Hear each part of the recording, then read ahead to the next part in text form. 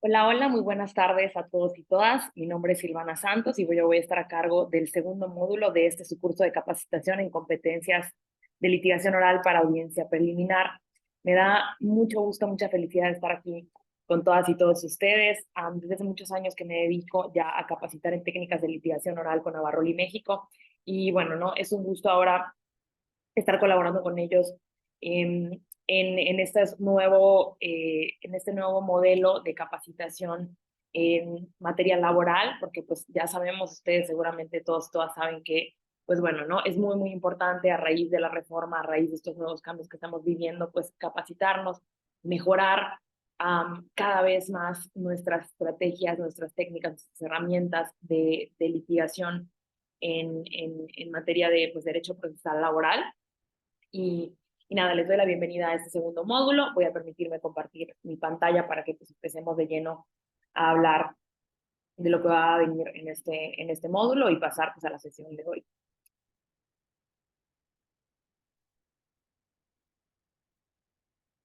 Aquí lo tenemos, ¿no? El segundo módulo consiste en platicar un poco sobre la práctica forense laboral. Vamos a hablar acerca de la importancia de las técnicas de litigación oral, introducción a, bueno, cómo esperamos que sea la comunicación oral y para qué sirven estas técnicas específicas, herramientas específicas. Luego vamos a hablar acerca de técnicas de argumentación y discursos persuasivos. Hablaremos un poco sobre herramientas para la expresión oral y herramientas de paralingüística y lenguaje corporal. Y pues haremos un breve recorrido de algunos temas importantes sobre argumentación jurídica y razonamiento jurídico. El día de hoy nos toca hablar del primer tema, esta es nuestra primera sesión del módulo 2 y pues como ya mencioné, vamos a hablar acerca de las técnicas de litigación oral. Quisiera empezar como haciendo una breve introducción de cómo ¿dónde vienen a entrar en escena las técnicas de litigación oral? Pues bueno, ¿no? Como ya vieron seguramente, como ustedes ya están familiarizadas, y seguramente ya lo vieron además, pues en el primer módulo, el proceso laboral, a partir de la reforma, a partir de esta nueva realidad que estamos viviendo, se vuelve predominantemente oral. Eso quiere decir, no que vamos a dejar de lado la fase escrita, porque pues aquí les pongo una, pues un esquema, una figura, un gráfico acerca pues un poco de cómo es el procedimiento ordinario, sobre todo en materia laboral. Vamos a estar basándonos en el procedimiento ordinario, pero estas técnicas, sobre todo en esta sesión, pues aplican a cualquier tipo de proceso o procedimiento en materia pues, laboral que sea oral, ¿no? Que involucre esta expresión oral. Ya habrán visto ustedes, pues bueno, ¿no? Cuál es la característica del principio de oralidad que rige ahora a este procedimiento laboral. Bueno, recordamos entonces que consta de una fase escrita, no dejamos de lado la necesidad aún de tener técnicas de litigación en materia escrita y capacitarnos para tener esas competencias necesarias para presentar demanda, contestación, réplica, contrarréplica. Eso es muy, muy importante, ¿no? Pero ahora tenemos una fase oral que busca verdaderamente que a partir de que empiece esta fase oral ya dejemos atrás todo eso que fue muy necesario, que fue la fase escrita, y pasemos a un proceso que se realice bueno, cara a cara con el juez bajo el principio de inmediación, que sea rápido, que sea conciso, que sea claro, que sea sencillo. Y la oralidad busca, como tiene un objetivo principal, pues favorecer todas estas características. Que el proceso sea rápido, que sea entendido por todas las partes, que sea transparente. Todo esto es muy, muy importante, ¿no? Y la fase oral se compone, como ustedes bien saben, de una audiencia preliminar donde van a haber una serie de actos procesales que se refieren a la depuración del proceso, seleccionar qué hechos van a ser controvertidos, ¿no? También economía procesal y sencillez y concentración, admisión de pruebas, citación a la audiencia de juicio. Entonces va a requerir las técnicas de litigación oral que nosotros sepamos comunicar nuestros mensajes, nuestras intenciones y nuestras pretensiones en la audiencia preliminar para poder expresar frente a un tribunal en un contexto de oralidad, qué hechos queremos que se tomen en consideración, que sea parte o no de la litis, y qué pruebas queremos que se admitan y por qué queremos que se admitan y por qué necesitamos que se admitan esas pruebas. Y luego en una audiencia de juicio, pues definitivamente vamos a necesitar técnicas de litigación oral porque va a haber ahora un desahogo de pruebas directo ante el juez, ante el tribunal, que va a ser estrictamente apegado a lo que esté sucediendo en la audiencia, a lo que las partes verbalicen, a lo que las partes digan a través de la palabra hablada y la forma en la que se comuniquen, y toda la información que el juez del tribunal va a tomar en consideración para tomar la decisión respecto a determinadas pruebas como testimoniales, periciales, inspeccionales, pues será lo que se genere en ese momento en la audiencia, que todos tendrán la característica de ser oral, ¿no? Si vamos a buscar información de los testigos, esos testigos tendremos que preguntarles de viva voz que saben que les consta esa información, y cuando nos respondan también de viva voz, bueno, ahí será una prueba que el tribunal podrá valorar para tomar una decisión en una sentencia. Entonces es muy importante que pues ahora entendamos que igual, ¿no? En los alegatos, mismo caso, ¿no? O sea, la oportunidad de alegar y de hacer un resumen y de hacer una argumentación de por qué nuestra pretensión debe prevalecer y por qué los hechos que asumimos o que tomamos una postura o que seleccionamos pues se demostraron, todo eso va a tener que ser de manera oral, ¿no? En una sala de audiencia y en diferentes contextos. Tenemos que entender, ¿no? Que intentamos que estas dos fases, estas dos pues, audiencias, la preliminar y la de juicio, que tienen que ver con la fase oral, pues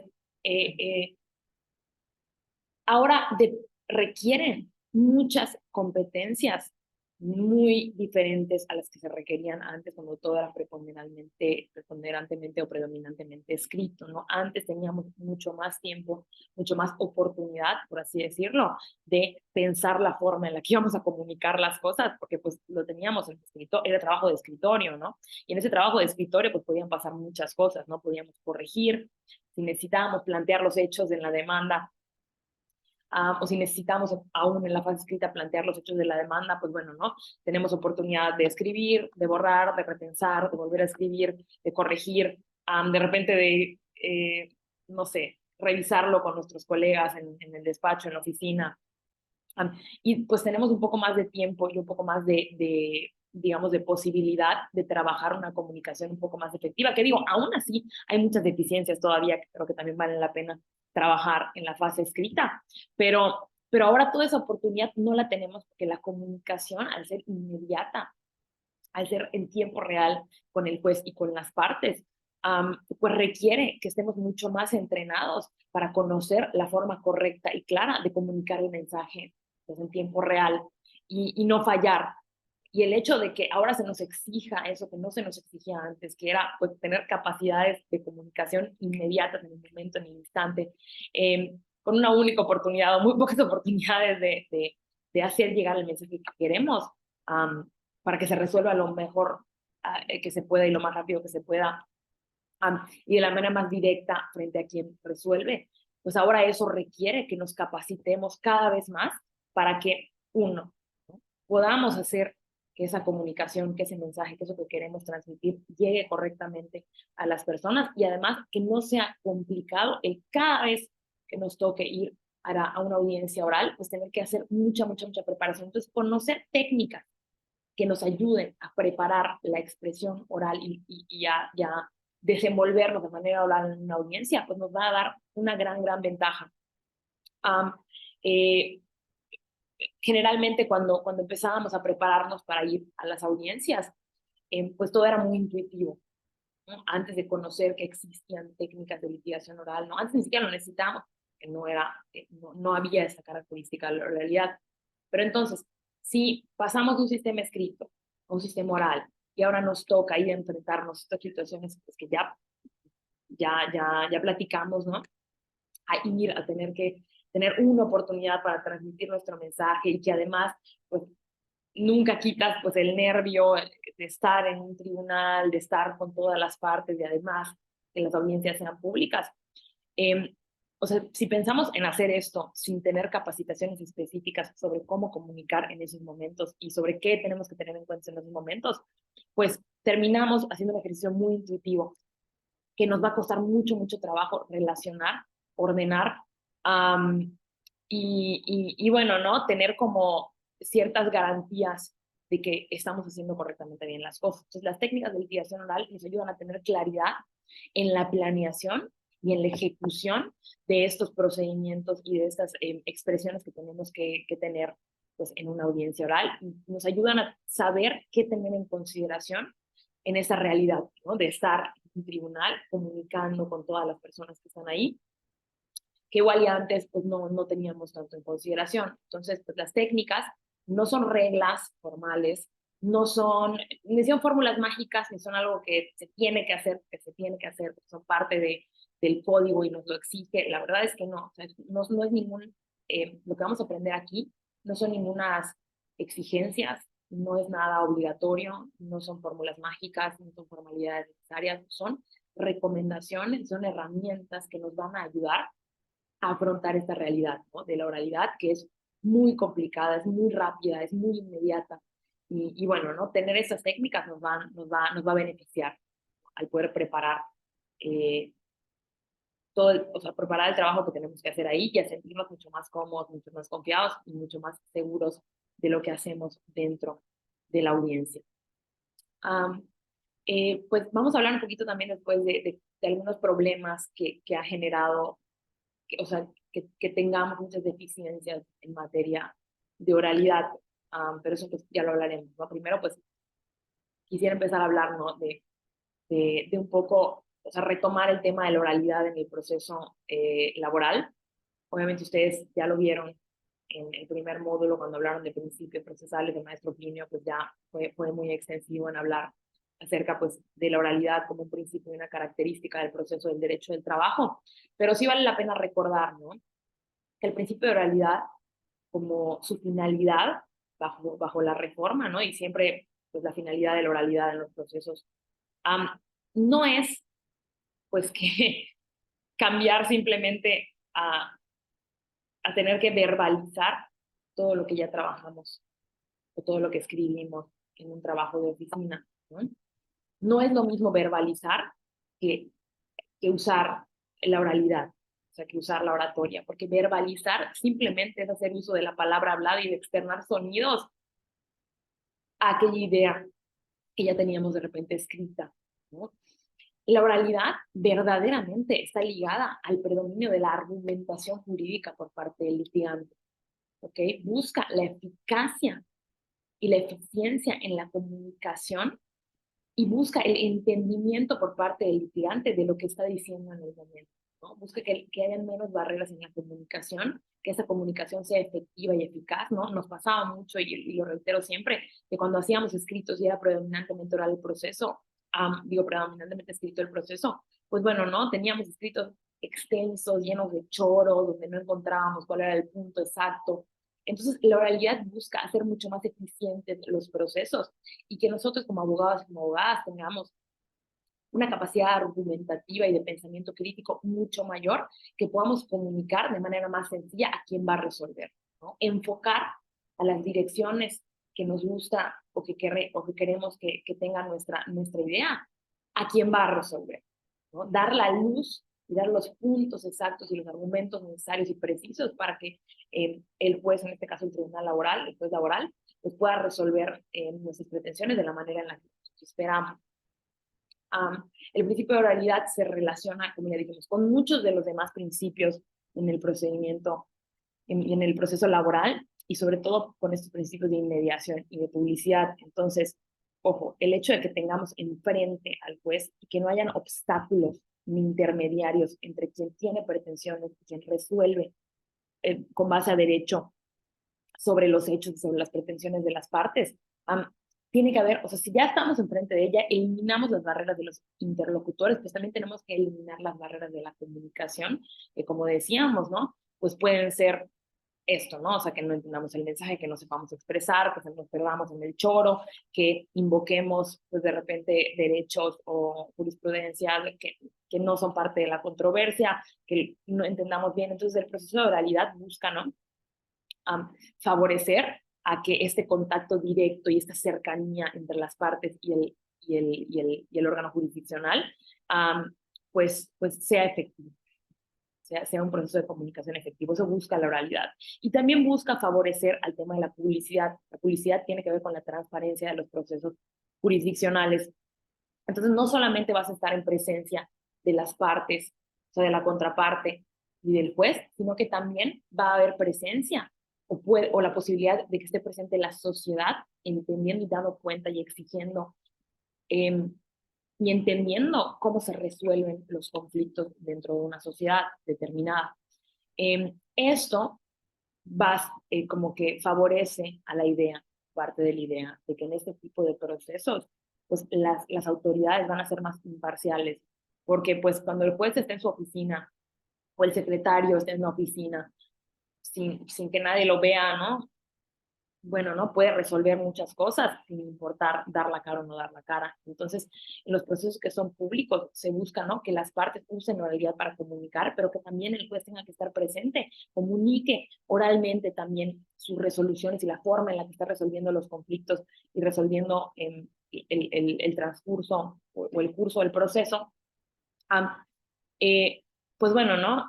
Como es la típica analogía de, a ver, ¿no? Como en Facebook o en las redes sociales o en Instagram o en Twitter, pues alguien puede decir lo que quiera, pero a ver, ven, dímelo a la cara, ¿no? No es lo mismo. Entonces también bajo esta premisa de que a la cara se tienen que decir las cosas, pues también el principio de publicidad necesita la oralidad de las partes y también del juzgador para pues, generar la transparencia del proceso. ¿Qué están diciendo las partes? Y con base en eso que se está diciendo, pues el juez está resolviendo de determinada manera. Esto, pues imparcialidad, genera imparcialidad en teoría, idealmente. Y además también pues genera que la sociedad pueda exigir eh, pues la rendición de cuentas y la debida aplicación de las normas y de la ley. El conocimiento pues siempre es poder y el hecho de que las audiencias sean públicas y que la gente y que la sociedad pueda acceder a esas audiencias y entenderla porque hay un proceso comunicativo que además no solamente es verbalizar todas esas cosas raras y técnicas y rimbombantes que antes se usaban pues en las demandas o en los escritos y que tal vez también se usan pues, en la parte escrita, sino eliminar esas barreras y que la comunicación en la oralidad haga uso del lenguaje y del lenguaje democrático para que todas las partes entiendan perfectamente cómo se está llevando el procedimiento. Entonces, inmediación, ¿no? Que ya que tenemos enfrente y que hay cercanía con el juzgador, la oralidad es la vía para que sirva, ¿no? Esa comunicación, esa cercanía. Y la oralidad también es la herramienta para que se pueda hacer pública y que sirvan a los fines de la publicidad de los procedimientos judiciales, ¿no? Esto es muy importante retomarlo y recordarlo. Eh, la oralidad en el proceso laboral, ¿no? Eh, ya nos ubicamos, ¿no? En este cuadrito de que hay una fase escrita y una fase oral. Entonces, en esta fase oral, ya decíamos que la idea es que todas las intervenciones, todas las solicitudes de las partes sean pues, a través del uso de la palabra hablada y de la comunicación y del lenguaje oral. Um, todo lo que va a pasar, todo lo que va a pasar a partir de que empieza la fase oral va a ser a través de esta comunicación um, eh, eh, con la palabra hablada, ¿no? De manera oral. En el procedimiento ordinario, que es el que estamos hablando, ¿no? En la audiencia preliminar, la contraparte, las partes, perdón, cuando quieran solicitar la depuración de hechos controvertidos, lo tienen que hacer de manera oral, ¿no? Cuando quieran argumentar sobre la admisión de pruebas o el desechamiento de pruebas de la contraparte, lo tienen que hacer de manera oral, de manera hablada, ¿no? Entonces, la importancia de tener técnicas y de conocer mecanismos para poder comunicar adecuadamente y organizar adecuadamente la información de estos mensajes. Y en audiencia de juicio oral, pues también van a tener que usar la oralidad para el desahogo de las pruebas, ¿no? Para preguntarle directamente y con el uso de la palabra hablada a los testigos, a los peritos y a las partes la información necesaria y también pues, los alegatos finales que antes eran escritos, pues ahora también son orales y pues tenemos una oportunidad en la audiencia para hacer esa argumentación y englobar todo el resumen de nuestro caso y de por qué debemos prevalecer una sola oportunidad de manera oral también, directa, frente al juez que resuelve, que escuche de viva voz nuestras peticiones, nuestros argumentos. Entonces, ojo, ¿no? La oralidad y conocer técnicas de litigación oral y saber cómo comunicar y saber qué es la comunicación, que es de lo que vamos a hablar hoy, pues es sumamente importante porque vamos a tener que hacer uso de esto si queremos prevalecer y tener éxito pues, en la fase oral del procedimiento ordinario laboral. Dicho esto, vamos a empezar a hablar un poquito acerca de la comunicación, ¿no? La comunicación, pues sabemos que es clave para que un abogado o una abogada tenga éxito en su labor, ¿no? Un abogado laboral, ustedes como defensores, como abogados que van a defender pues, a las partes, sobre todo pues, al trabajador, en un procedimiento laboral, pues hay que conocer qué es la comunicación, hay que conocer de qué se compone la comunicación, hay que conocer pues, qué hay que tener en consideración cuando hablamos de comunicación oral, ¿no? Digo, también escrita, porque la escrita también es una comunicación en la fase escrita, pero pues estamos enfocándonos a la fase oral, ¿no? Entonces, la comunicación es ese acto, gesto o actitud que permite trasladar mensajes entre miembros de un grupo social, entre personas, ¿no? Es aquel intercambio de información que hay entre dos personas para lograr un fin, para transmitir un mensaje. La capacidad de poder comunicar de forma clara y estructurada nos va a ayudar a nosotros a poder llegar a nuestros objetivos dentro del juicio. Que nuestros objetivos pues, siempre van a ser demostrar los hechos y prevalecer en nuestras pretensiones. Demostrar que nuestros hechos se adecúan a un supuesto jurídico específico que genera una consecuencia jurídica para la contraparte, ¿no? Eso es lo importante. Entonces, y debatir, además, no solamente decir por qué deben de prevalecer y por qué deben de tener por ciertos nuestros argumentos y nuestras ideas, sino también porque se deben de refutar, se deben de dejar de lado y no deben de prevalecer las ideas, los hechos, los argumentos de la contraparte, ¿no? Entonces es un trabajo sumamente difícil que ahora tenemos que hacer en tiempo real y lo tenemos que hacer muchas veces, porque no nada más tenemos un juicio cada 6 meses, tenemos un chorro de tiempo para preparar cómo nos vamos a desenvolver en juicio, sino es algo que tenemos que hacer constantemente. Tenemos que estar yendo a audiencias, tenemos que estar yendo a solicitar la admisión de pruebas, tenemos que ir a desahogar testigos. Entonces, es muy importante entender y tener capacidad de comunicar de manera clara y estructurada todas nuestras pretensiones y todo lo que queramos, toda la información que queremos hacerle llegar al juez.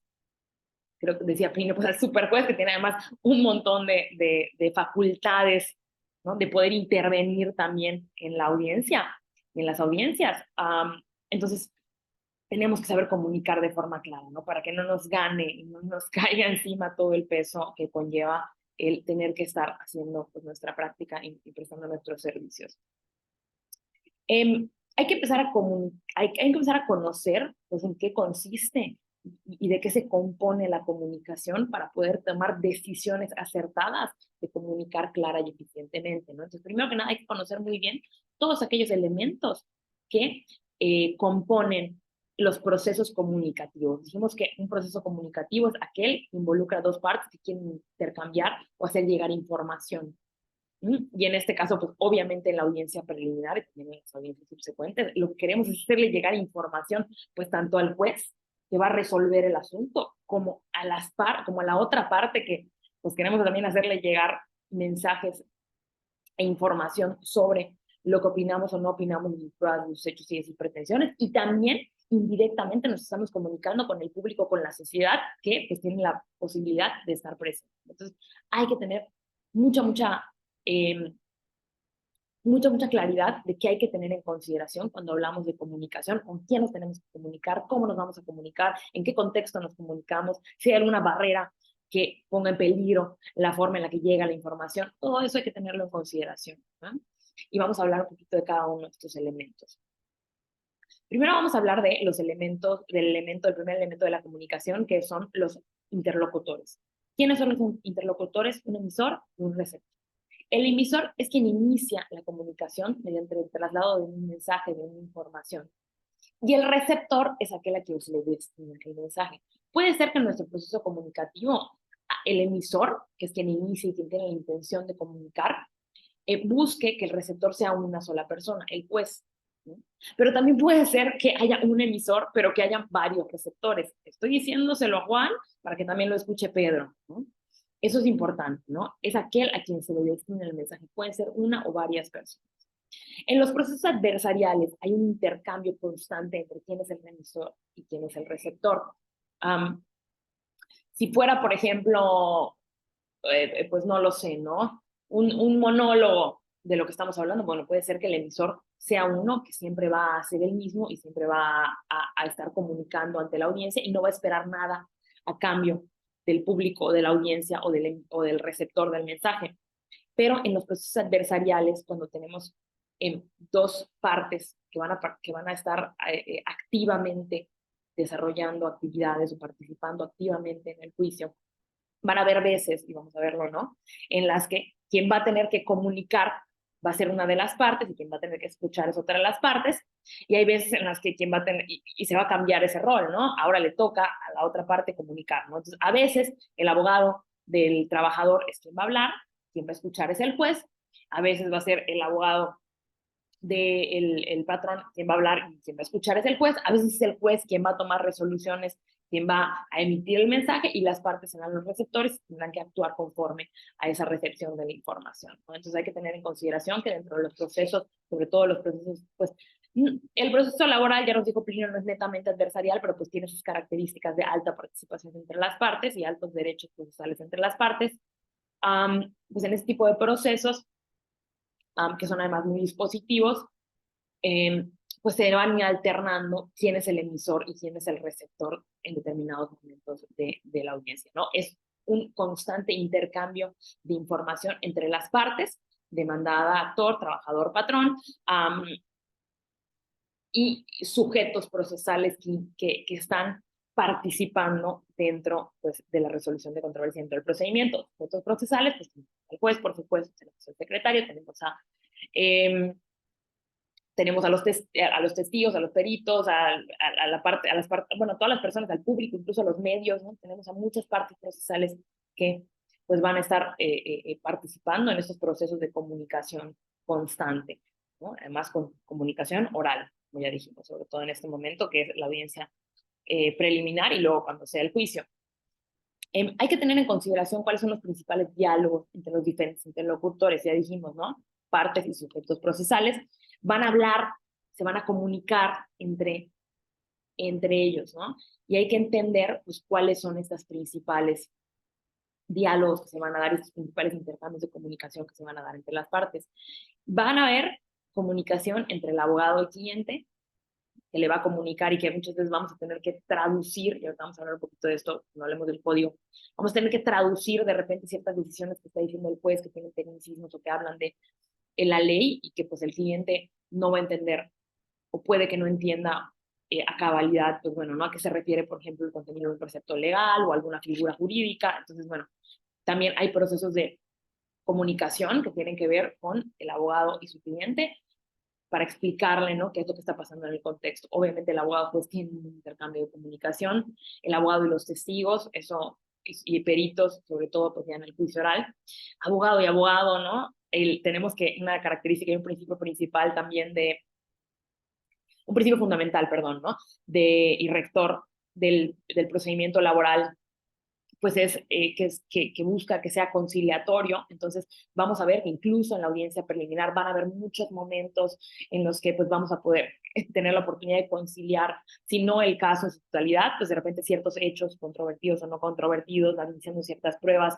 Entonces también ahí va a haber una comunicación entre abogado y abogado, ¿no? Entre representante legal y abogado de las partes, ¿no? Del patrón, del trabajador, van a hablar, se van a sentar, se van a comunicar, la forma en la que se comuniquen, el mensaje en el que se comuniquen es muy importante y por eso, pues, antes de empezar a hablar, pues ya de las demás cosas que tenemos que tener en consideración, hay que considerar y hay que tener, pues, muy presentes cuáles van a ser los diferentes diálogos y los diferentes intercambios de comunicación que se van a dar de manera directa entre las partes. Y obviamente, las tácticas o adecuaciones van a ser, o sea, vamos a tener que tomar como litigantes diferentes adecuaciones y utilizar diferentes tácticas para cada receptor, ¿no? Y esto sí, lo subrayé ahí, es muy importante. La eficiencia de la comunicación reside mayormente o casi en su totalidad en el emisor. Si yo quiero comunicar algo, está en mí y es mi responsabilidad hacerlo de manera eficiente, eliminar aquellas barreras que pudieran dificultar o obstaculizar esa comunicación eh, a través pues, de la adecuación y de la forma en la que llevamos a cabo y buscamos que se desenvuelvan todos los demás elementos de la comunicación que ahora vamos a ver. Entonces, siempre es muy importante tener en consideración, pues que bueno, ¿no? Entre los diferentes roles, entre los diferentes momentos de la audiencia inicial, digo, preliminar y también de la audiencia de juicio, va a haber un intercambio constante entre quién es el receptor y quién es el emisor, pero siempre que sea el emisor o sea, siempre que nosotros tengamos pues el rol de ser emisor en determinado momento, está en nuestra responsabilidad poder comunicar efectivamente, ¿no? Y hay que tomar tácticas, estrategias y técnicas justo de litigación oral para pues poder comunicar efectivamente este mensaje. Vamos a seguir hablando de eso. Una vez que ya pues platicamos sobre pues quiénes son los interlocutores, las partes en un proceso de comunicación, el emisor y el receptor, vamos a hablar acerca de otro elemento que es el mensaje. El mensaje es el contenido de información o ideas que el emisor quiere transmitirle al receptor, a quien recibe esa información. ¿Y cómo lo hace? Pues a través del código y de representaciones de diverso tipo. Ahora vamos a hablar de eso, ¿no? Entonces, el mensaje es lo que queremos comunicar. Lo deseable, pues obviamente es que el mensaje arribe al receptor. Entonces, para que la otra persona me escuche y le llegue mi mensaje, ya dijimos, es mi responsabilidad como emisor el hacerlo.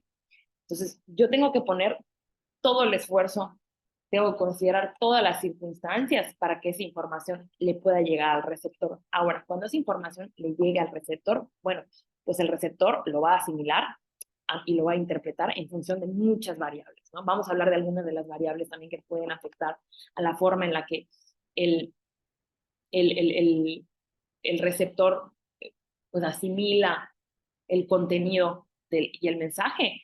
Pero bueno, lo principal es hacer llegar ese mensaje al, al, al, pues al receptor. Entonces, el mensaje es un significado expresado por el emisor, ¿no? Es información sobre, pues bueno, ¿no? ¿Qué hecho quiero probar?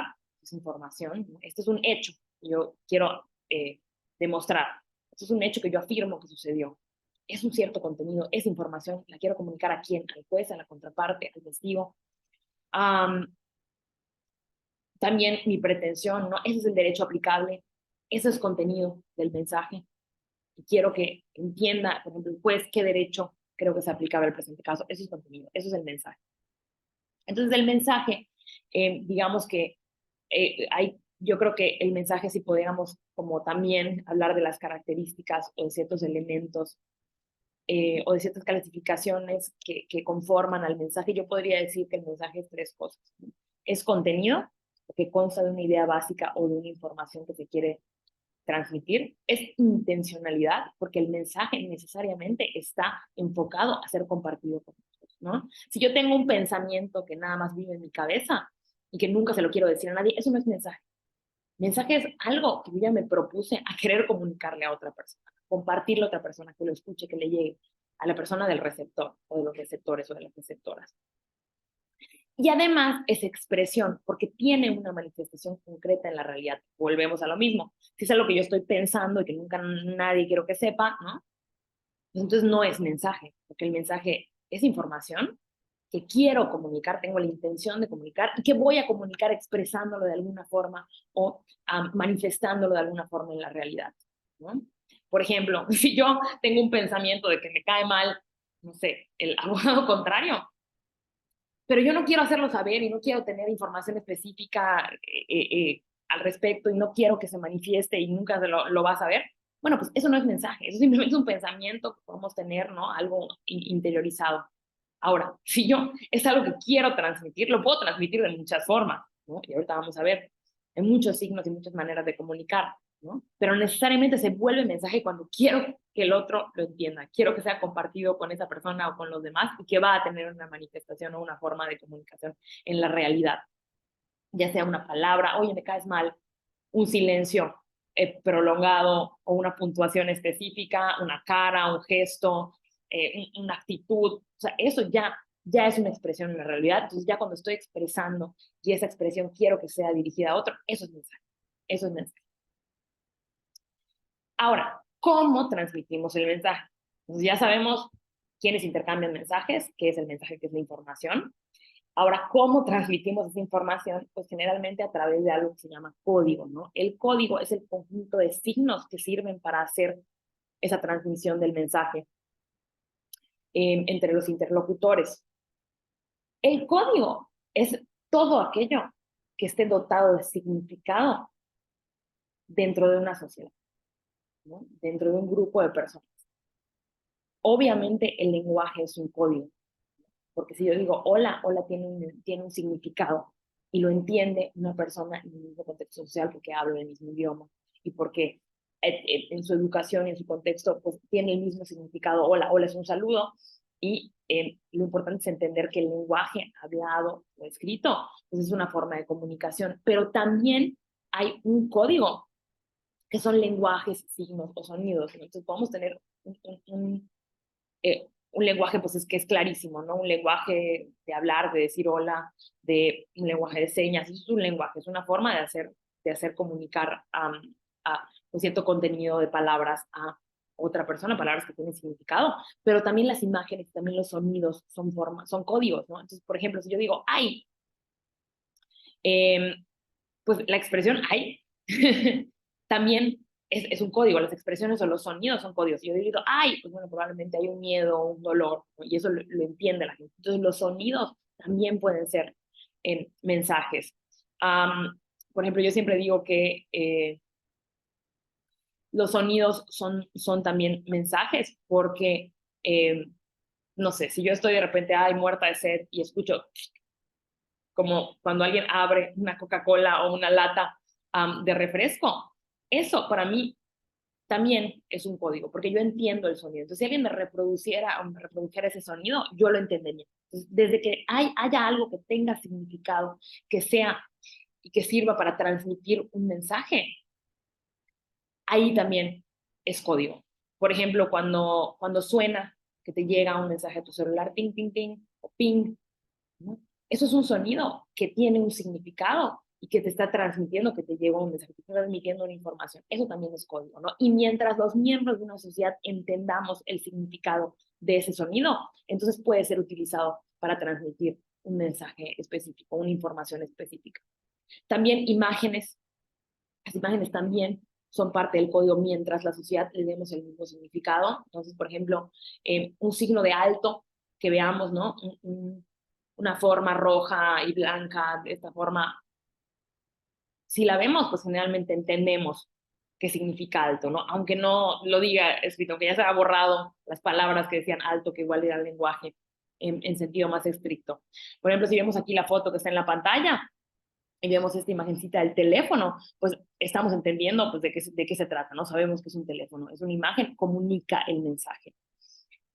Y bueno, ¿no? El conocimiento común del emisor y el receptor del código utilizado es indispensable para alcanzar el logro de la comunicación, ¿no? Si,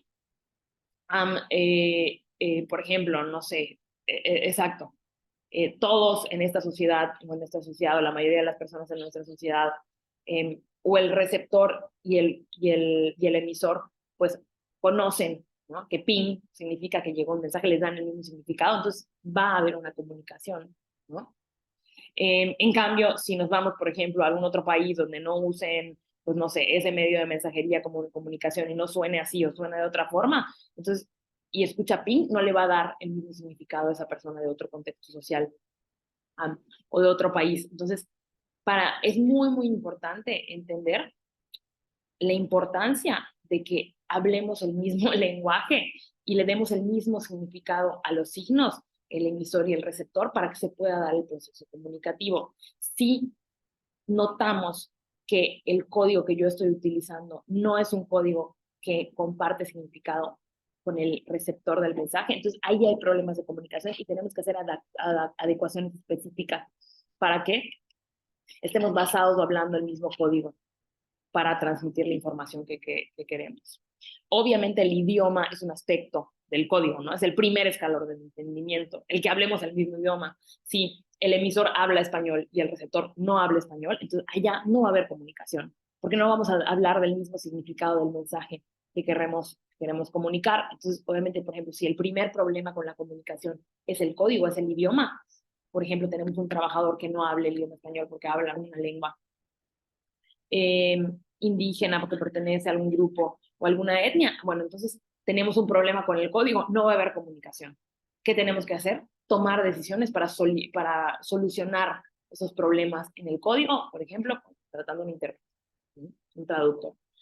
Entonces, ojo, conocer los elementos de la comunicación nos van a ayudar a tomar decisiones para buscar esta comunicación efectiva, eliminar esas barreras en los propios propósitos de la comunicación. Entonces, obviamente el idioma pues, es el primer escalón del entendimiento, el significado de las palabras del idioma es importante para la comunicación, pero también los usos propios de cada cultura o grupo social de ese idioma son importantes. Entonces estamos hablando de jerga, de lenguaje técnico.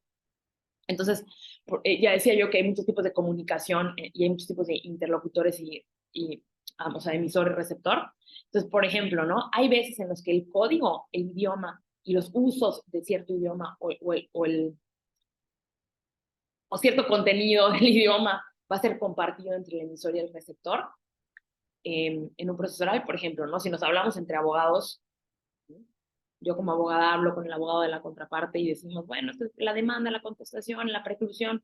Estoy usando, estoy hablando de un código autónomo dentro del mismo idioma, por ejemplo, un lenguaje técnico jurídico, eh, mientras el receptor yo sepa que le da ese mismo significado y entiende el significado que yo le quiero dar al código, de decir, por ejemplo, precluyó o prescribió el derecho, bueno, entonces sí hay comunicación. Pero si estoy hablando, entonces yo soy el emisor y el receptor es, por ejemplo, el cliente, que es un trabajador que igual no sabe y le digo preclusión, bueno, ahí hay un problema con el código porque no está entendiendo la forma en la que yo estoy usando o el significado que yo le estoy dando a esa palabra, específicamente en mi proceso comunicativo. Entonces hay que tener en consideración que cuando hablamos de código no es solamente hablar el mismo idioma, sino que entendamos cuáles son esos significados que le queremos dar a cada palabra, a cada signo o a cada imagen dentro del mensaje comunicativo. Y algo que tiene que ver con la oralidad, ya decíamos, con la publicidad, es el uso también no solo del idioma y del lenguaje, sino del lenguaje democrático y de la forma de comunicación democrática. O sea, que los signos que utilicemos, pues bueno, sean signos que pues sean compatibles con la mayoría de las personas que están ahí. Hay veces en los que vamos a tener que utilizar dentro del código y dentro de los signos, pues, lenguaje técnico jurídico, que es importante que sepamos las partes que estamos litigando el asunto, que queremos que haya un resultado que tiene que ver con pues, el derecho y con la vida jurídica y en el marco de un contexto jurídico, pero también considerar, ¿no?, que dentro del proceso las partes y los sujetos pues, puedan entender el significado que le damos, ¿no?, a estos signos, estas palabras, ¿no?, y estos usos específicos del lenguaje. El abogado debe conocer, obviamente, el lenguaje jurídico para emitir mensajes de ese tipo, pero también tiene que adaptarlo a los interlocutores, en dado caso, y al contexto, ¿no? Tener en consideración que la comunicación va a utilizar un código diferente, muy probablemente, según pues, se esté hablando con un cliente, si el receptor sea un cliente, sea el abogado de la contraparte, sea el juez, sea un testigo, sea un perito, etcétera, ¿no? Entonces hay que conocer la importancia del código, qué es, cuáles son los signos que estamos utilizando, qué significado le estamos dando a esos signos y si las demás partes conocen los signos para tomar decisiones de comunicación efectiva. Eso es importante. Otro tema a tener en consideración u otro elemento de la comunicación son el canal y el cuerpo del transmisor. El canal es el medio a través del cual se envía el mensaje del emisor al receptor, ¿ok? Es la línea sensorial de transmisión. Hay diferentes tipos de canales de comunicación, ¿no? Hay canales de comunicación a través, por ejemplo, hay canales orales auditivos a través del cuerpo del emisor, que va a ser pues, la persona, el litigante, por ejemplo, que va a estar usando su cuerpo, sus cuerdas vocales, su voz, para comunicar, ¿ok? Y también van a haber canales y cuerpos de transmisión gráficos visuales. Entonces decíamos, puede ser que yo esté transmitiendo, queriendo comunicar que hay que parar en ese lugar, proyecto un signo de alto, que a todas las personas, emisor y receptor, le damos el mismo significado, entonces el canal o el medio a través del cual se va a enviar ese mensaje, pues va a ser una fotografía física, ¿no? O va a ser algo que esté proyectado en una pantalla. Entonces, esos generalmente son las formas en las que buscamos mandar un mensaje, pero también hay otros tipos de canales de comunicación atendiendo a otros sentidos o otros aspectos sensoriales dentro de la comunicación, el olfativo, el gustativo, el táctil. En la comunicación interpersonal, entre interlocutores, generalmente se usa el canal, pues está clarísimo, ¿no? El oral auditivo y el gráfico visual. Eso está clarísimo, ¿no? Nos comunicamos a través de hablar, de escribir, de ver imágenes, de ver signos, ¿no? Eso creo que es muy claro, ¿no? Y hay quien piensa que las relaciones profesionales, ¿no? Sobre todo, imaginen, pensémonos, ¿no? En una audiencia de, de juicio, ¿no? La forma en la que nos comunicamos con el juez, con las partes. Hay veces que pensamos que en ese tipo de relaciones, como son profesionales, pues no utilizamos los factores olfativo, gustativo y táctil, que igual en la comunicación con relaciones interpersonales, pues sí utilizamos. Entonces, por ejemplo, si yo le quiero decir a mi pareja, ¿no? Que estoy de buen humor o que, bueno, quiero darle un mensaje que, oye, te quiero hacer feliz, te quiero, no sé, hacer sentir bien, pues no sé, puede ser que le dé un abrazo, le dé una palmada en la espalda, porque hay una comunicación interpersonal, me puse el perfume que te gusta, bueno, entonces hay un mensaje incluso olfativo que estoy queriendo comunicar y el canal es ese, ¿no? Es el perfume, ¿sí? Creemos a veces que en las relaciones profesionales, o sea, por ejemplo, las relaciones que tienen que ver con la audiencia, pues no utilizamos ese tipo de canales como el olfativo, el gustativo, ¿no? Um, pero la realidad es que sí, puede ser, ¿no? Entonces, por ejemplo, si un abogado um, no sé, utiliza determinado perfume cuando, no sé, va a una audiencia de conciliación o va a acercarse a hablar, puede ser que eso influya en la comunicación, ¿no? Entonces hay que tener en consideración. Son canales que constituyen, o sea, son canales que constituyen comunicación que tenemos que tener muy en cuenta, ¿no?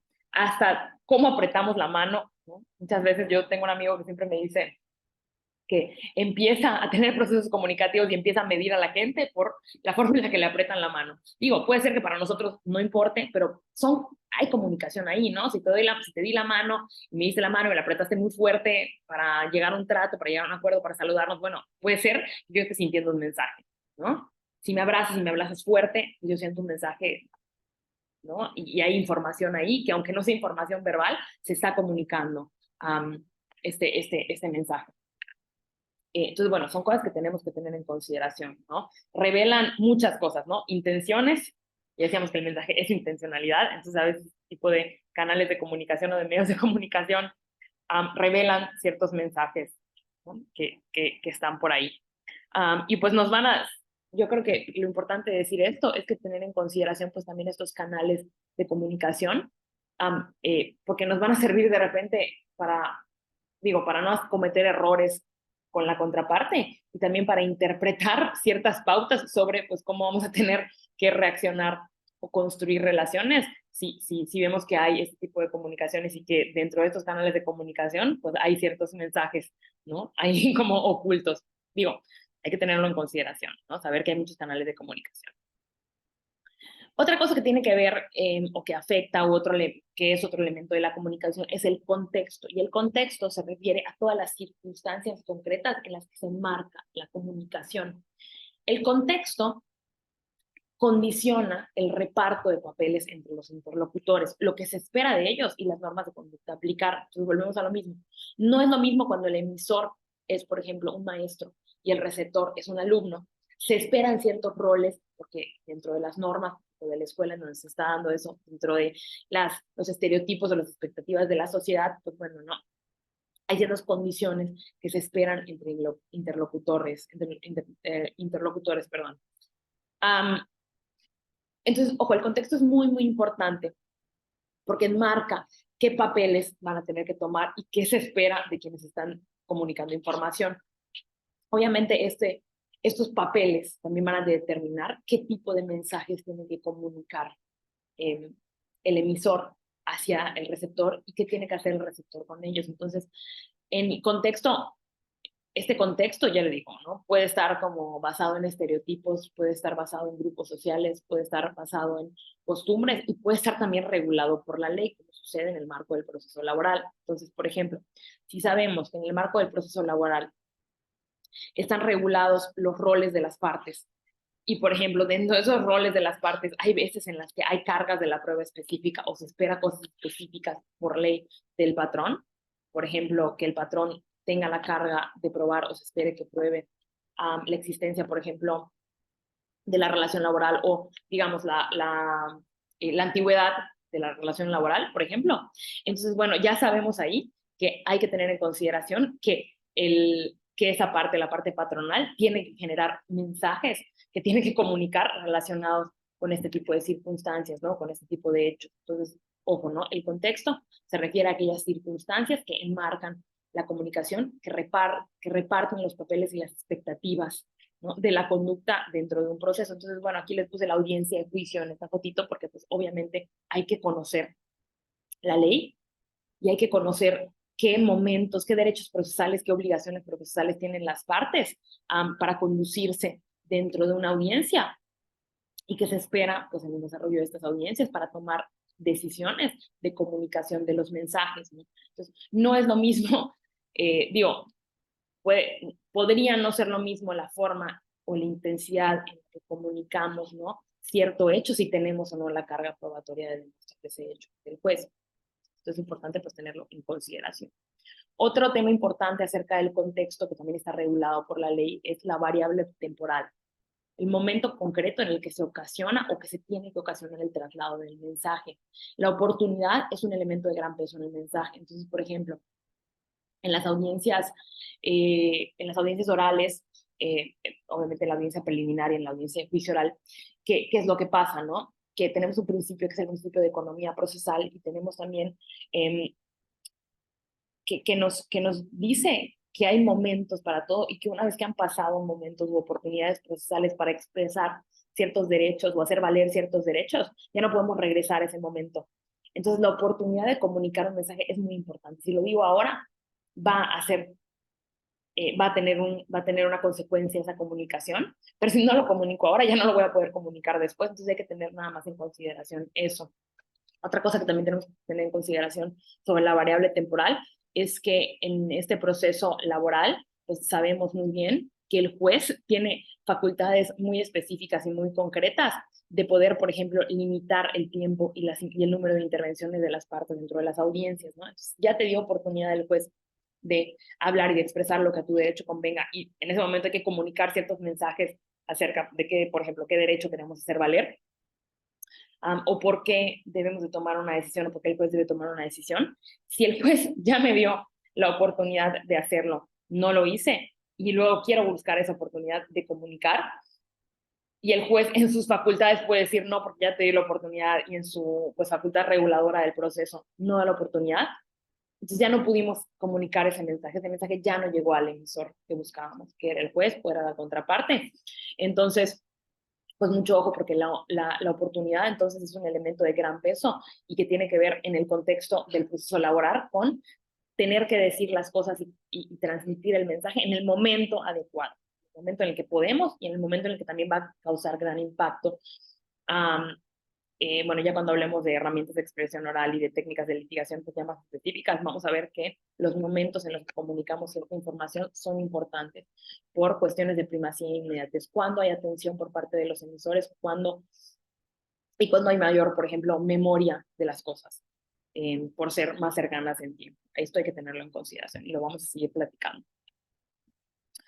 Otro elemento que vive o que tiene que ver con el proceso comunicativo son los ruidos. Los ruidos son todas las alteraciones o dificultades que se producen durante la transmisión del mensaje. Son trabas a la continuidad o a la nitidez del mensaje. Entonces está la foto como muy claro, ¿no? Si mi objetivo, y hay un objetivo en la foto, ¿no? Es comunicar un mensaje, transmitir una idea específica, una parte de información, y hay algún ruido, se ve interrumpida o hay alguna barrera para que llegue ese mensaje de emisor a transmisor. Los ruidos pueden ser tal cual, o sea, ruidos en el ambiente, o sea, por ejemplo, si yo estuviera hablando ahora y hubiera una música rock and roll tocando fuertísima, ¿no? Con un volumen súper, súper alto, puede ser que lo que yo estoy diciendo por el ruido ambiental no lo escuchen, o sea, a pesar de que yo tenga muchas cosas que decir, pues si hay un ruido ambiental, no lo van a escuchar ustedes porque pues va a ser mayor el volumen de la música que el de mi voz. Y yo tengo que tener en consideración, recordemos, ¿quién es el responsable de que llegue el mensaje? Pues el emisor. El emisor es responsable de que se transmita el mensaje que quiere comunicar. Entonces tendría yo que tomar medidas necesarias para eliminar ese ruido, ¿no? grabar en otro lugar donde no haya ruido, pedirle a los vecinos que apaguen la música o bajar yo la música de mi casa. Eso tendría yo que hacer si quisiera yo, o sea, en mi responsabilidad de que llegue el mensaje. Entonces, los ruidos pueden ser ruidos, o sea, digamos, físicos, ambientales, tal cual, que interrumpan que el mensaje llegue, pero también pueden ser muchos tipos de obstáculos. Dijimos que la comunicación no nada más se hace a través del lenguaje verbal, del lenguaje oral, sino que también puede ser utilizado, por ejemplo, con signos, con miradas, de muchas formas, ¿no? Creo que eso no lo dijimos cuando estábamos hablando del código, pero el código incluso pueden ser significados que se le dé, por ejemplo, al uso de las expresiones faciales, ¿no?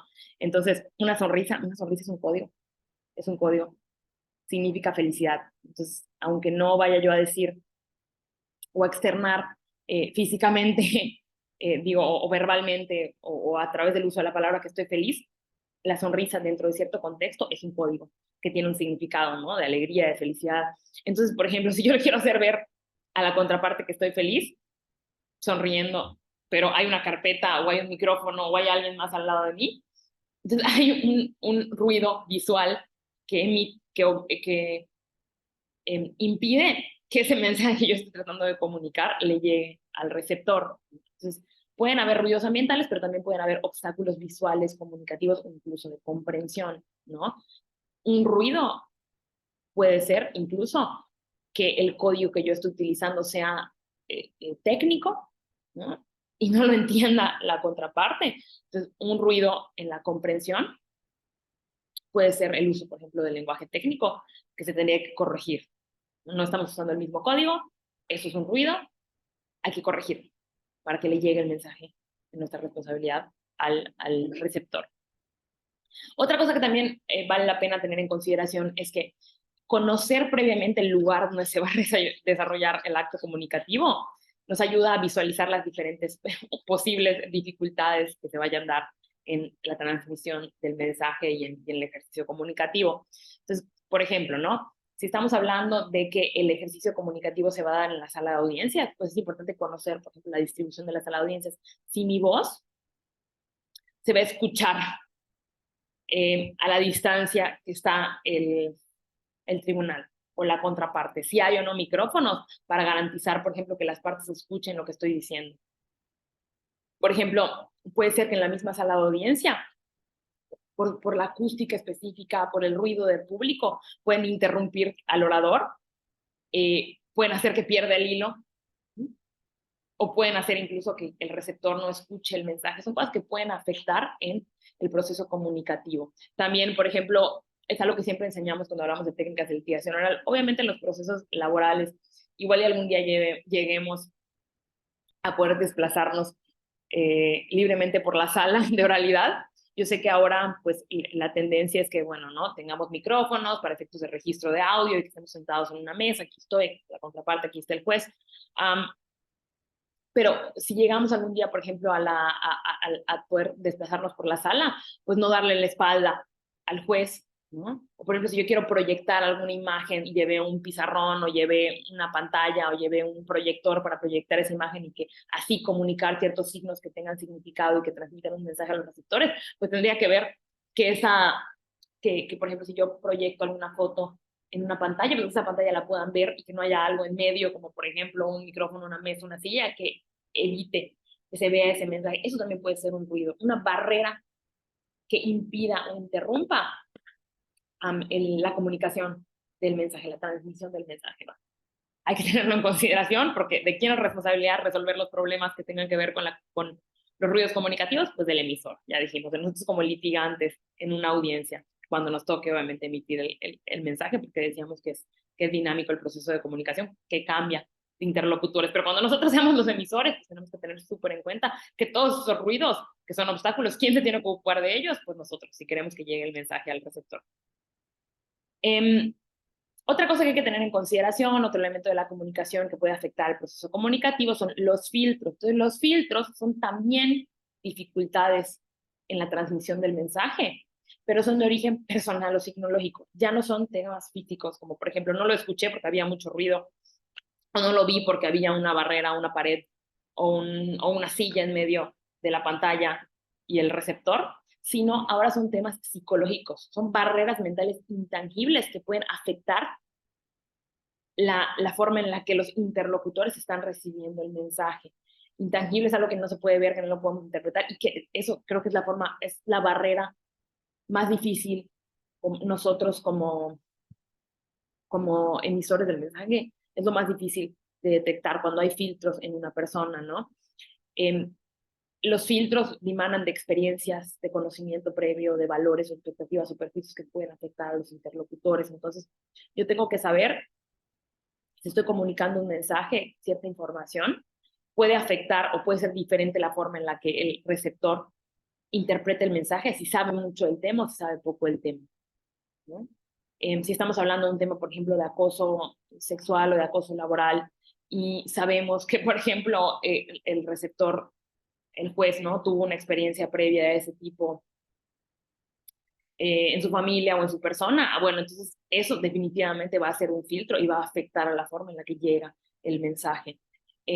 Puede ser, tiene que ver, pueden ser prejuicios, pueden ser temas de predisposiciones, pueden ser también estereotipos, todo eso son dificultades en la transmisión del mensaje como queremos que llegue adecuadamente, y el abogado, el litigante, debe buscar controlar el influjo de los filtros en la comunicación. Es muy difícil. ¿Y cómo lo podemos hacer? Pues, por ejemplo, si sabemos que nuestro mensaje tiene una información cargada, fuerte de prejuicios, que pueden tener además filtros, o sea, que pueden estar opuestos pueden ser oponibles o estar opuestos a un filtro de una persona específica, como por ejemplo la persona del juez, pues entonces tenemos que activamente buscar formas de comunicar adecuadamente cuál es el fondo del asunto, ¿no? Ser objetivos, hacer ciertas aclaraciones, decir ciertas indicaciones sobre cómo debe el juez interpretar, resolver esta información. Esto es importante. Entonces, conocer los elementos que afectan, los elementos de la comunicación y lo que afecta a la comunicación nos lleva a tomar decisiones estratégicas para que el mensaje llegue como buscamos que llegue. Y por último, otro de las características o elementos que afectan a los procesos comunicativos es la retroalimentación, o lo que se llama el feedback. La retroalimentación o feedback es la respuesta del receptor al mensaje del emisor. Sí, casi siempre hay una respuesta. Hasta el silencio es una respuesta. La respuesta puede ser tal cual, ¿no? Otro mensaje comunicativo que nos dé a través del uso del lenguaje, pero también hay muchas formas de obtener respuesta, retroalimentación de las partes a las que le estamos comunicando el mensaje. Entonces, la información, la respuesta, o sea, la información que revela la respuesta puede tener por objeto tanto el contenido, la interpretación o los efectos en la conducta de las partes. Entonces, el abogado, la abogada, litigante en una audiencia oral, tiene que estar observando muchísimo la forma en la que responden a nuestro mensaje, a nuestra comunicación del mensaje, las demás partes. Por ejemplo, algo muy importante que hay que tener en consideración es observar la respuesta que nos dan las reacciones de las personas, ¿no? Y esas reacciones nos pueden ayudar a entender el grado de interés que tiene una persona sobre el mensaje que estamos comunicando, si está prestando o no atención, si la aceptan o la niegan, si va a estar difícil hacer que tomen por ciertas nuestras aseveraciones, el nivel de cansancio de las partes también. Entonces, por ejemplo, les puse ahí una fotito de unos jueces ahí dormidos durante el alegato, durante la participación de un abogado. Entonces, si yo estoy comunicando un mensaje, ¿no? Por ejemplo, a través del lenguaje oral, hay una información, le estoy diciendo al juez: señoría, lo que pasó este día fue esto, el trabajador se encontraba a las 5 de la tarde en su lugar de trabajo cuando de repente entró el patrón y le dijo que estaba despedido sin causa justificada, y el juez está dormido o está viendo para otro lado o está en la babia. Entonces, esto es feedback, eso es retroalimentación, eso es respuesta indirecta o directamente, porque sé que en ese momento el juez no está haciendo. Entonces, el estar pendiente a las reacciones, a la forma en la que reacciona y responde el receptor a nuestro mensaje, nos va a ayudar también a tomar decisiones, ya dijimos. Entonces, si yo estoy viendo que está dormido a medio de mi argumento, a medio de mi comunicación, el receptor, en este caso puede ser el juez, bueno, entonces voy a tener que hacer algo, subir la voz, ¿no? Responsabilidad del mensaje, del emisor. Entonces, o subo la voz, o le digo señor juez, o hago algo, o pido una pausa, o pido, pongan especial atención en esto, señor, su señoría, por favor, hágame caso, señor juez, hágame, hay que tomar decisiones, ¿no? Ponerle más esfuerzo en que llegue la comunicación, hacer uso de la voz, lo vamos a ver en herramientas tanto de expresión oral como de expresión no verbal. Vamos a hablar de este tipo de tips que pueden pasar. Pero también puede ser en ir modificando, reforzando el contenido de nuestra comunicación, o sea, el mensaje. Por ejemplo, si estoy viendo que emití un argumento y la respuesta de la contraparte, o objeté algo y la respuesta de la contraparte, pues fue de total rechazo de mi argumento o de lo que yo quise comunicar, bueno, entonces igual voy a tener que en este proceso comunicativo hacer hincapié, refutar, ponerle más atención a ciertos aspectos que ya me contestó la contraparte que están todavía en mucha controversia. Por ejemplo, en un debate en audiencia preliminar acerca de hechos no controvertidos, yo digo, este hecho creo que no está controvertido, y la respuesta de el receptor, que ahora será el emisor, ¿no? Fue, pues no, yo no estoy de acuerdo. Entonces ahí hay que entender cómo vamos a tener que seguir este proceso comunicativo. ¿Mm? También, pues, ver si están cansadas las partes, bueno, tomar un break, todo eso es muy importante, ¿no? Hay que tener en consideración dentro de los procesos comunicativos cómo está reaccionando el emisor a nuestros mensajes para poder tomar decisiones de acción para que llegue esa comunicación y se fluya esa comunicación, sea eficaz y el mensaje llegue finalmente, ¿no? Y bueno, una vez que hemos conocido como los elementos de la comunicación, pues que tenemos que tener en consideración para tomar decisiones estratégicas en audiencia oral, creo que sirve mucho conocer esto que se llaman los 5 axiomas de la comunicación humana, que sobre todo, aquí le puse pues varios autores, pero que sobre todo surgen de la teoría de Paul Watzlawick, que es uno de los principales autores de la teoría de la comunicación humana, eh, que hablan acerca de una serie de axiomas que tienen que ver con la comunicación humana. Entonces sabemos que los axiomas son aquellas afirmaciones que no necesitan probar, o sea, son temas tan evidentes que se relacionan con un tema o que rodean a un tema, que es importante, que ni siquiera tenemos que probarlas porque son obvias, son evidentes, son sumamente certeras, ¿no? Entonces nos dice Paul Watzlawick, que identificó 5 axiomas que hay que tener en consideración para generar una comunicación adecuada. Si no se toman en cuenta estos 5 axiomas, o sea, que son 5 circunstancias que suceden durante todos los procesos de comunicación humana, pueden haber malentendidos o problemas en la comunicación.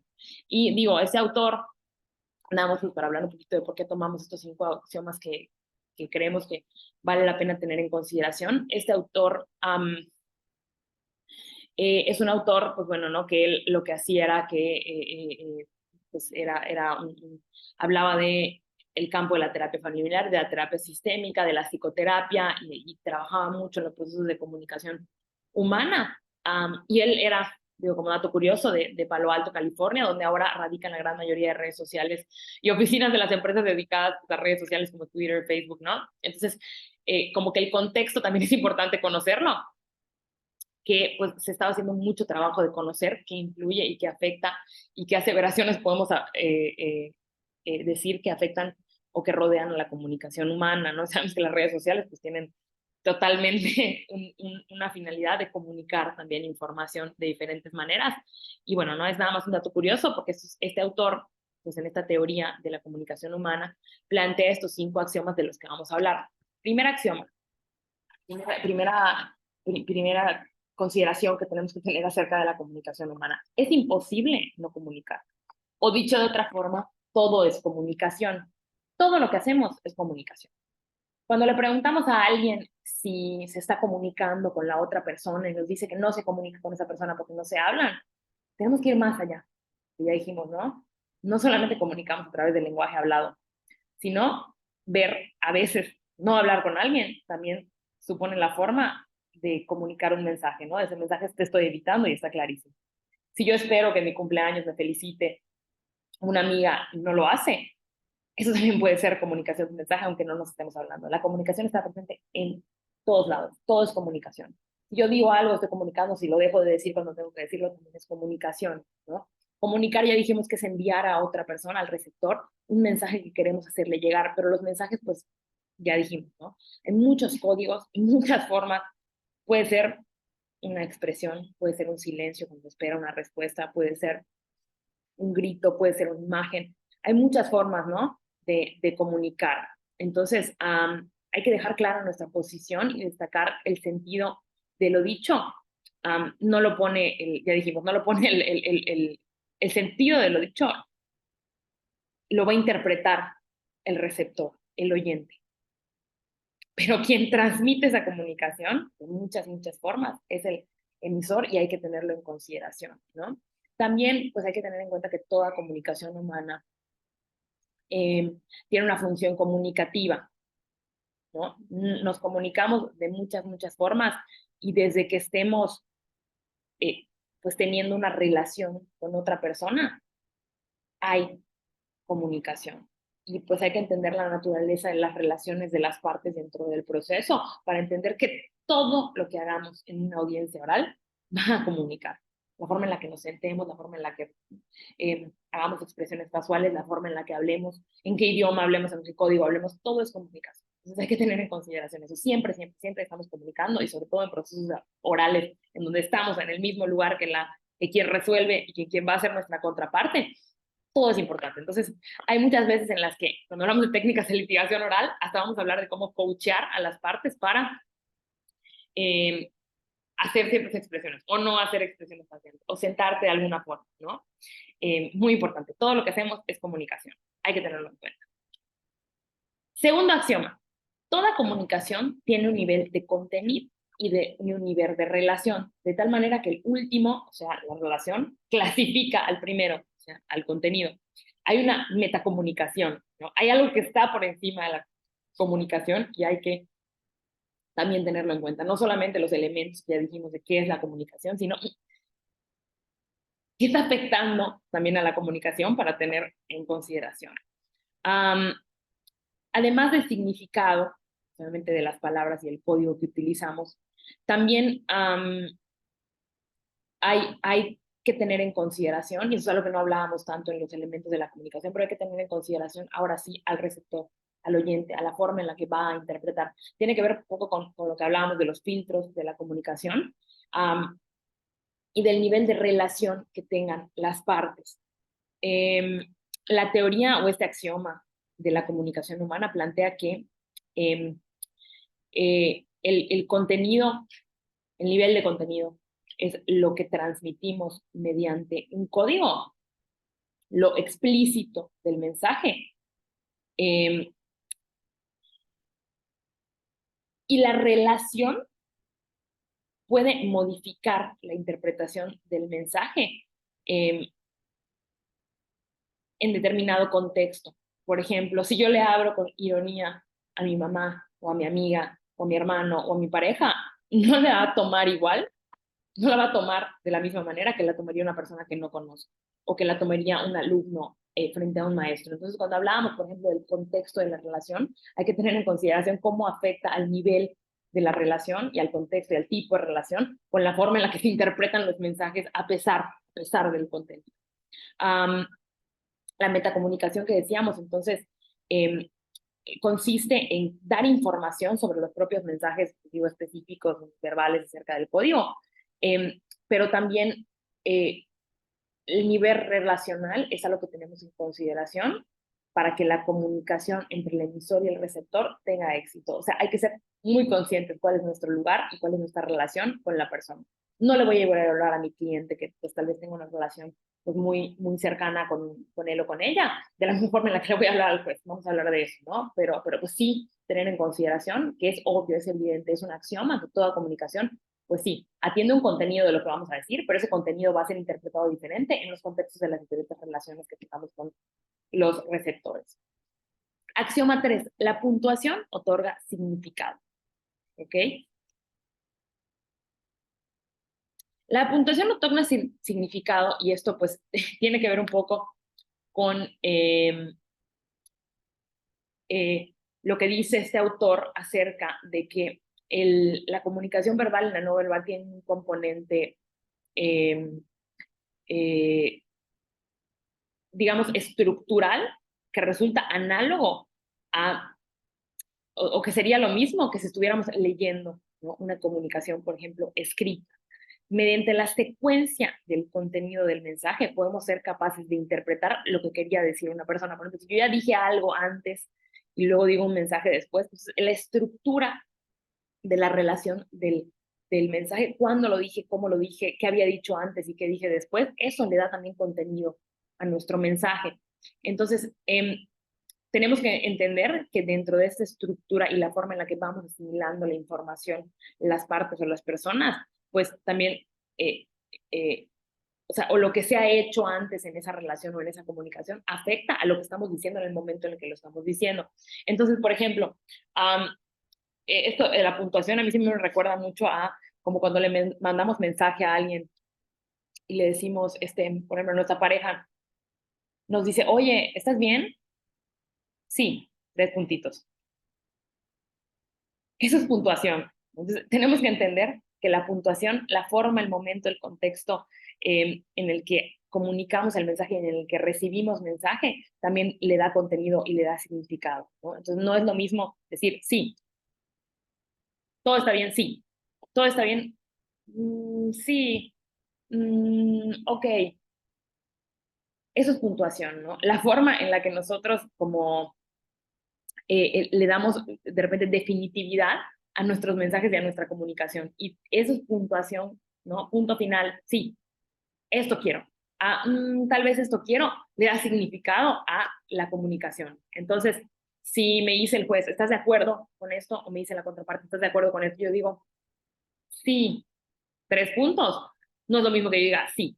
Entonces, el mensaje que yo estoy comunicando y el significado que le estoy dando a esta comunicación cuando digo sí, es que es firmeza, es que sí. Pero si digo sí, bueno, ahí hay de repente otro significado que le podemos dar a la forma en la que están recibiendo la información que estamos dando a las demás partes. Entonces decíamos, mucho, mucho ojo con esto, ¿no? La puntuación otorga significado a la comunicación, otro axioma de la comunicación. Axioma número 4, la comunicación humana implica una modalidad digital y una modalidad analógica. Tiene mucho que ver con lo que estábamos diciendo acerca de la puntuación y el significado. Lo digital es el uso del lenguaje para denominar objetos y para decir lo que queremos transmitir.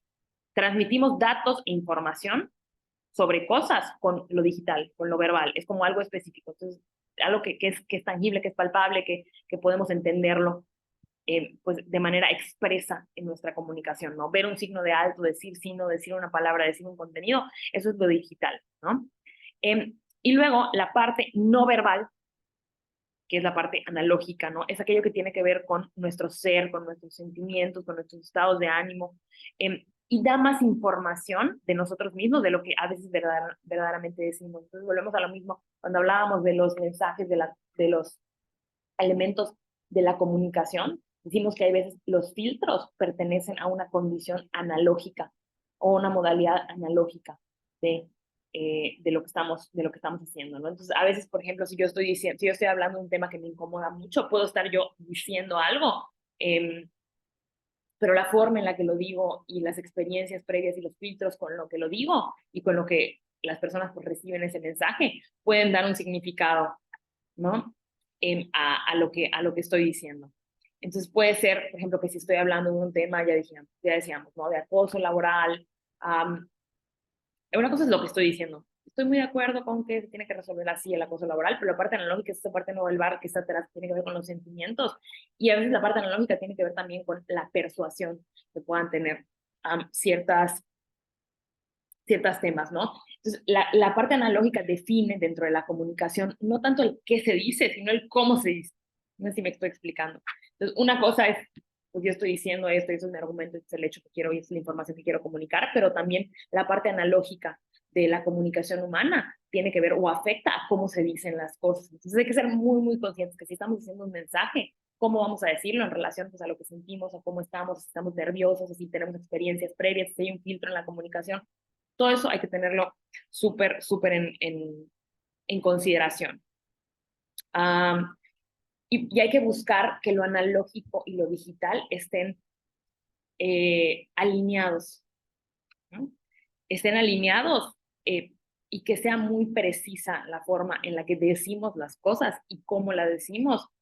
Entonces, si quiero afirmar algo y decirlo de manera pues verbal, digital, o sea, exacta, precisa a través de un sistema de un código comunicativo, también la forma en la que lo tengo que comunicar y cómo lo voy a decir tiene que estar alineada a que sea preciso el mensaje que quiero llegar, que no esté dotada con temas que estén atrás o con filtros. Eso es muy, muy importante.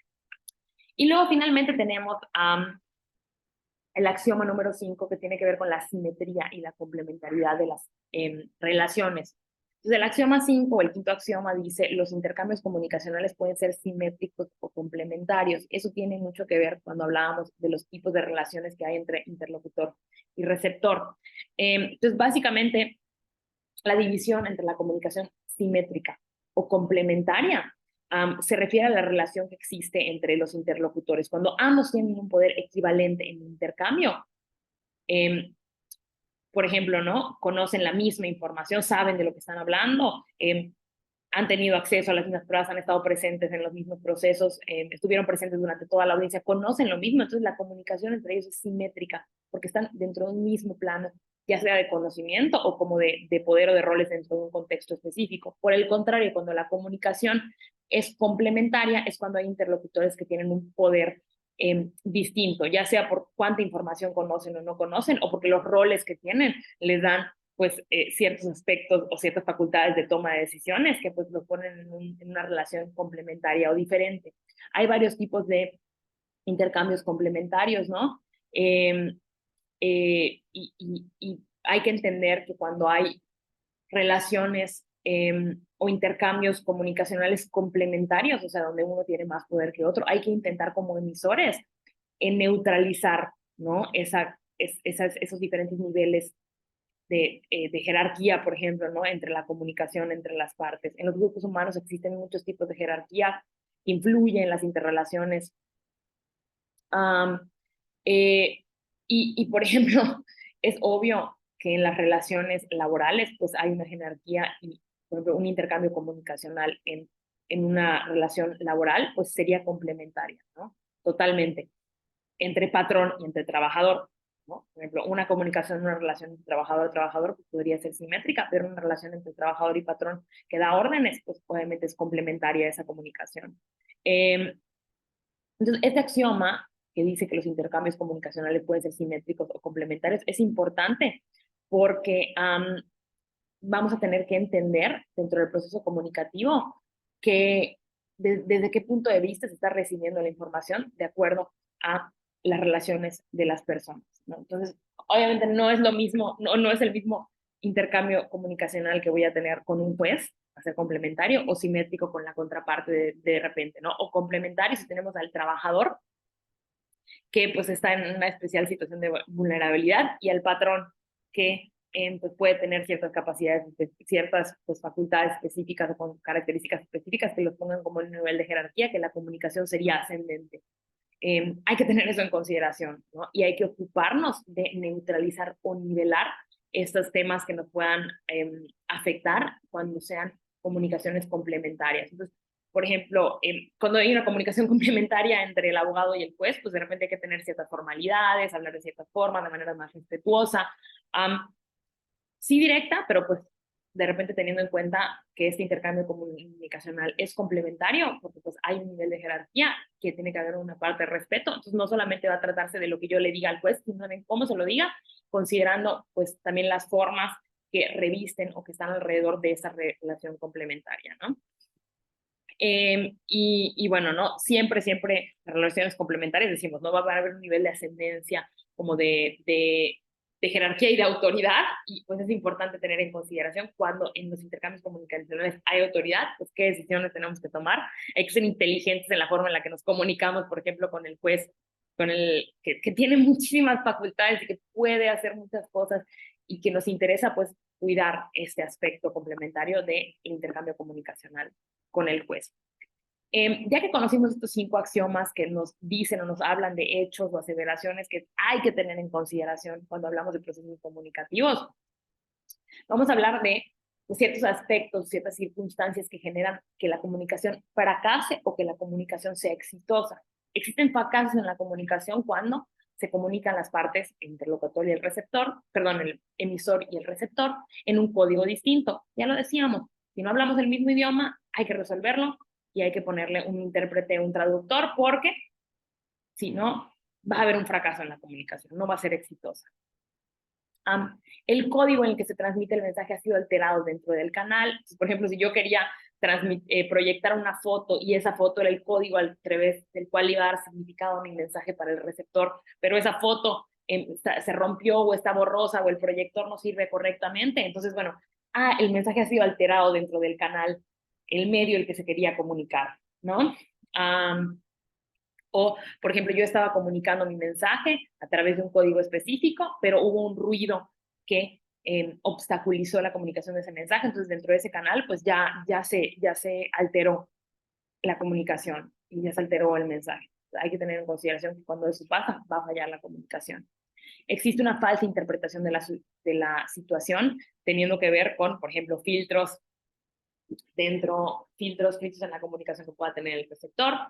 Se confunde el nivel de relación por el nivel de contenido, eso también es muy importante, por eso hablábamos, por ejemplo, de este axioma que habla de los niveles de autoridad y de relaciones, también tenía que ver con el segundo axioma, de las relaciones entre las partes, entre los interlocutores dentro del proceso comunicativo, porque si yo confundo, por ejemplo, el rol que puede tener un juez o que puede tener la contraparte dentro de lo que estoy comunicando, puedo tener un error en el mensaje o en el contenido. Si yo no sé que el juez tiene ciertas facultades para decidir y mi mensaje es de no tener en consideración esas facultades del juez, pues va a fallar la comunicación, ¿no? Si yo le pido al juez algo que no puede resolver, mi mensaje va a fallar, mi comunicación va a fallar en su objetivo. Si yo al contrario estoy hablando de algo que asumo que el juez no puede tomar en consideración o no puede resolver por el tipo de relación y por el tipo de facultad que tiene dentro del contexto, pues obviamente va a fallar también la búsqueda de mi objetivo en la comunicación, pues porque voy a asumir que el juez no puede tomar una decisión o no puede hacer algo al respecto y el juez pues, podría, ¿no?, ir a buscar más información o ir a tomar una determinación o resolver sobre ciertos hechos. Entonces, muy importante. Puede haber un fracaso en la comunicación cuando hay puntuación, ya decíamos, ¿no? No es lo mismo decir sí que sí. Entonces, va a haber una barrera sobre lo que queremos transmitir si hay puntuación pues extraña dentro de nuestro mensaje. Va a haber un fracaso en la comunicación cuando la comunicación digital no concuerda con la comunicación analógica. Entonces, aunque yo esté diciendo algo súper claramente con el lenguaje hablado y con el código, pero lo que refleja, por ejemplo, mi lenguaje corporal o mis sentimientos o mis emociones o mis vivencias o mis filtros son otras cosas, pues entonces no va a ser tan clara la forma en la que llega el mensaje. Hay que alinear el mensaje analógico con el mensaje digital, con la comunicación digital, perdón. También va a haber fracasar la comunicación cuando se espera un intercambio comunicacional complementario y se recibe uno paralelo o simétrico. Ya decíamos lo mismo, ¿no? Creo que tengo que pedir, pero no tengo que pedir. O creo que estoy en el mismo nivel que en la contraparte, pero había un nivel de autoridad. Pasa mucho, por ejemplo, en juicios laborales cuando pido que se admita una parte, por ejemplo, la parte patronal, podría ser, por ejemplo, la parte demandada, eh, eh, espera que a la contraparte se le admita o se le deseche una prueba específica, que en realidad tendría que esperarse que presente esa parte patronal por la carga de la prueba. Entonces, hay que tener muy, muy claras también las reglas dentro de los procesos laborales para entender cómo va a ser el intercambio comunicacional, si va a ser complementario en determinadas maneras o si va a ser simétrico en determinados momentos. Y decimos que la comunicación entre individuos será buena cuando pues, el código del mensaje es correcto, ¿sí? Le damos los mismos significados todas las partes dentro o todos los interlocutores dentro del proceso comunicativo, use el lenguaje correcto, el idioma, el signo que utilice era entendido por las demás partes, el lenguaje técnico lo entendemos o adaptamos o digamos traducimos el lenguaje técnico para que el código sea el mismo y le damos los mismos significados a la comunicación. Se evitan alteraciones en el código dentro del canal, ya decimos lo mismo, cuidamos en la forma en la que comunicamos el mensaje, el tono de voz, si se escucha, si hay ruido, si apreté muy fuerte la mano, todo eso, pues vamos a evitar que hayan alteraciones del código dentro del canal. Se toma en cuenta la situación del receptor, ya no nos va a pasar que, oye, no previmos un filtro que pueda tener o no el juez o la contraparte dentro de la comunicación de un mensaje. La puntuación está bien definida, somos firmes en lo que decimos y cómo lo decimos. La comunicación digital concuerda con la comunicación analógica, digo lo que digo y es congruente con lo que siento, con mis emociones, con lo que estoy pasando. Se conoce al receptor. Todo esto va a ayudar a que la comunicación sea buena. Y bueno, ¿no? Ya para cerrar esta sesión y este primer tema, vamos a hablar un poquito, recapitular la importancia de las técnicas de litigación oral. Las técnicas de litigación oral, ya decíamos que son herramientas que nos van a permitir que sea mucho más fácil abordar. Son metodologías y herramientas que nos van a ayudar a conocer la forma correcta de comunicar dentro de las audiencias orales.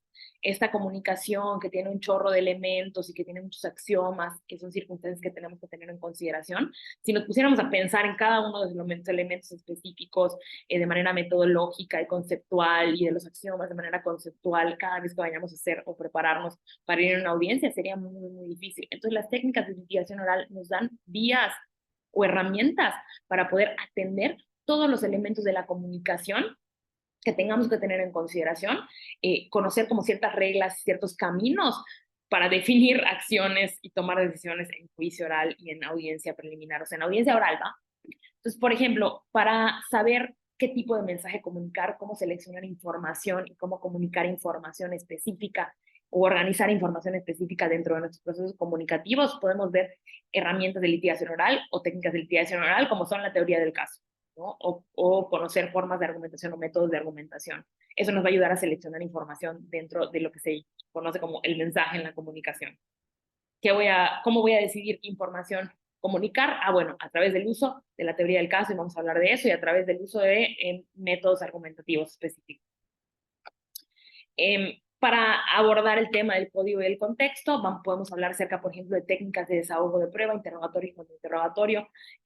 Si yo sé que tengo que cuadrar, por ejemplo, la forma en la que le doy significado a las preguntas, o la forma en la que hago preguntas para que el receptor las entienda dentro de un proceso comunicativo de desahogo de prueba. Bueno, entonces conocer técnicas de litigación oral, de interrogatorio y de contrainterrogatorio me va a hacer mucho más fácil comunicar dentro del contexto. Por ejemplo, hay técnicas de litigación oral que nos ayudan a incorporar, por ejemplo, ciertos antecedentes procesales o ciertos documentos escritos frente a en un interrogatorio de un testigo, y esa técnica nos va a ayudar a, por ejemplo, que se nos permita hacer el desahogo de estos documentos, atendiendo pues a lo que es legal, a lo que se puede, a lo que no se puede, y a lo que se pide en el contexto legal. Entonces las técnicas nos van a dar ciertas herramientas para que cumplamos el estándar legal de pues, lo que se espera que hagamos de manera oral en juicio.